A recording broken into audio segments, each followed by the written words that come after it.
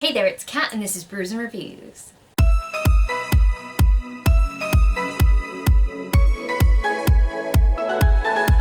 So today I want to talk to you guys about the series that I finished in 2019 so far. I'm aware that there's the rest of December, I still have time, but will I finish them? Probably not. I might finish like one thing that I haven't added to this list, but you know, I am pretty bad with series, so I kind of wanted to just sort of recap the series that I've read so that I can go, actually, maybe I'm not as bad as I think, or maybe I'm worse than I think. So the first series that I finished this year was the Graceling Trilogy, and I think I read Graceling like last year, but then I came back to it and finished the entire series this year. You'll see that as a theme throughout many of these books, is that I read them, started them ages ago, and then came back to them, but I ended up rereading the first one. But anyway, beside the point, I actually really enjoyed Graceling. The books are kind of set in the same world, but they're not really connected to each other, and I actually like them all equally.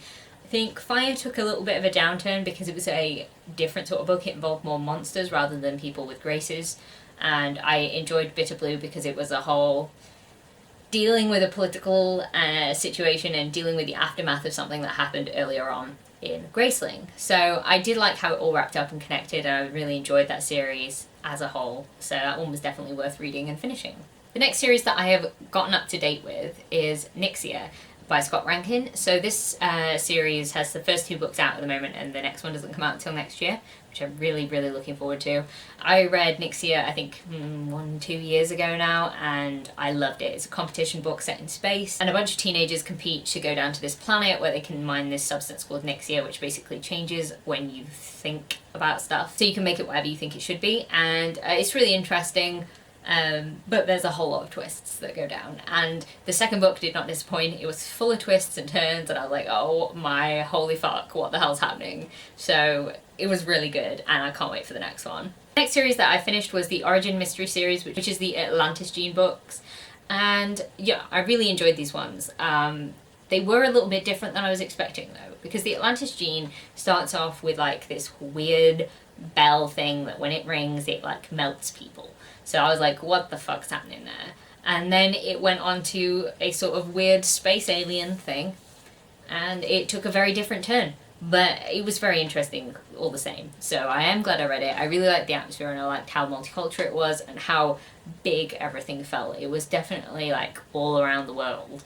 And I really liked that aspect of it. So I'm glad I read them, but I wouldn't be like desperate to run off and read that entire series. The next few series that I'm going to talk about were all rereads, but I reread the entire series, so it's going to count for something, right? Yeah? So the first one on that list is the Grisha Trilogy. You all know that I love the Grisha Trilogy and will reread it multiple times in a year if I can. So, yeah, I reread this one, and my love for it is still the same. I absolutely adore the Darkling still, even though I know he's fucking terrible, but I fucking love him anyway. And, yeah, my thoughts remain the same on this. I just like being in that world, and with those characters, I just really enjoy it, so it was never going to be a bad reread, was it? Another series that I reread was the Shanno Trilogy, and, you know, actually my opinions changed on this series. The first time that I read it was when I was probably about 14 years old, so we're talking like 13 years ago now, and that's a long time. My opinions have changed dramatically in that time, and rereading it now, and like the entire series and completing it, I really enjoyed it.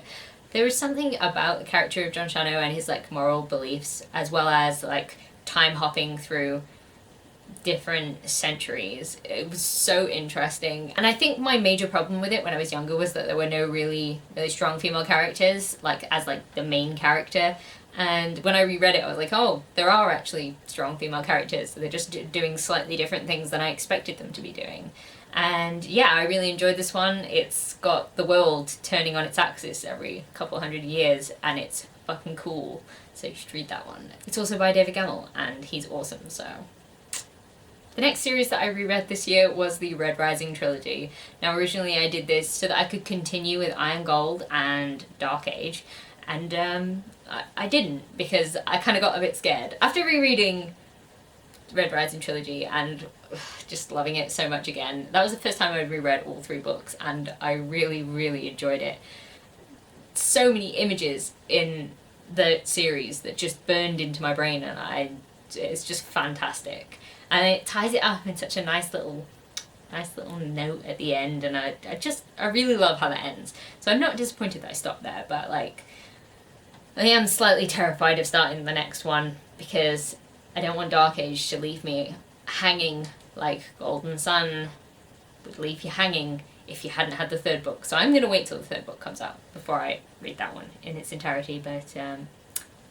Then we have the Wicked Lovely series. It's a YA urban fantasy fae series, and not all of the books are following the same main characters, so we flip between different main characters, and the last book brings everyone together again. And yeah, I just really enjoyed it. I really enjoyed going back into that place. I think a lot of my love for it is nostalgic love, but like, I'm never climbing out of that nostalgic hole, so I will continue to reread this one until the end of time, and that's okay. Speaking of nostalgic love, I also reread Twilight. Yeah, the whole series, including the short second life of Britannia. Yeah, they're not good books. They're not. Like, I know they're not, but like, a little nostalgic part of me likes them, so I reread it, and I had a lot of fun reading it, actually. I'm not gonna lie, I enjoyed it, so I finished that off this year, and it was fun. So those were my rereads. Now I just have two more book series two of my favourite book series of the year, and the first one of those is TheIlluminae Files by J. Kristoff and Amy Kaufman, and oh, fucking hell, these books. Why did I wait so long? I read Illuminae last summer, and then I was like, right, I need to get my hands on the next ones, and then I finally got my hands on the next ones, and then I just didn't read them for ages, and then I finally got there, and I loved it. I absolutely adore this series. None of these books let me down. There are a few repetitive elements, and it is very YA love story at times, but there are so many things that just make it awesome. I mean, crazy AI, I'm sold, like, just right there with that one thing. But then you've got things like space plague, space marines, mutant hallucinogenic worms, like, so many things, so good, and I love it. I love that series, and I will reread it again next year. I know I will, because I enjoyed it so much. And if you haven't read that one, you probably should. You might not love it as much as I did. I know a lot of people have like sort of mixed reviews on it. It's okay, I just really enjoyed this one. And the last series is the last series that I just finished, and that would be the Nevernight Chronicles by J. Kristoff. I read the first one earlier on in the year, really loved it, just didn't pick up the next one.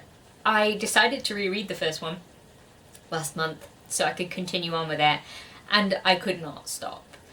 Nevernight is a great book. God's Grave is a fucking fantastic book. It's got gladiators in it, and like, apparently I really love books with gladiators in, because I've read a couple of books this year that have like gladiators type themes, and I'm like, yes, please.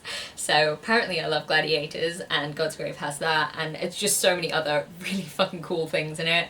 And then I read Dark Dawn, and I cried. And I haven't cried at a book for a little while now. It's been a while, and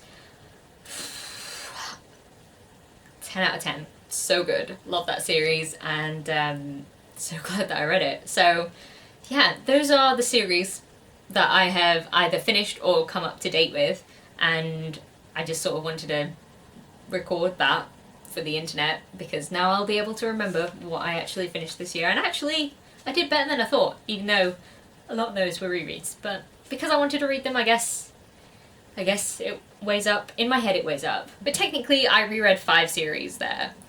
So a lot of them were more than trilogies as well, so ugh. And technically I read 5 new series, so it balances out. Yeah, it totally balances out. So I'm going to set myself a challenge that I have to read more than 10 series next year as a whole. I think I can do it. We'll come back to this next year and see if I actually have succeeded in this. Hopefully I will have done. Let me know any series that you guys have finished. Were there any that you wish you had have finished? And if you like this video, please leave a like, comment, subscribe, and I'll see you in the next one. Bye!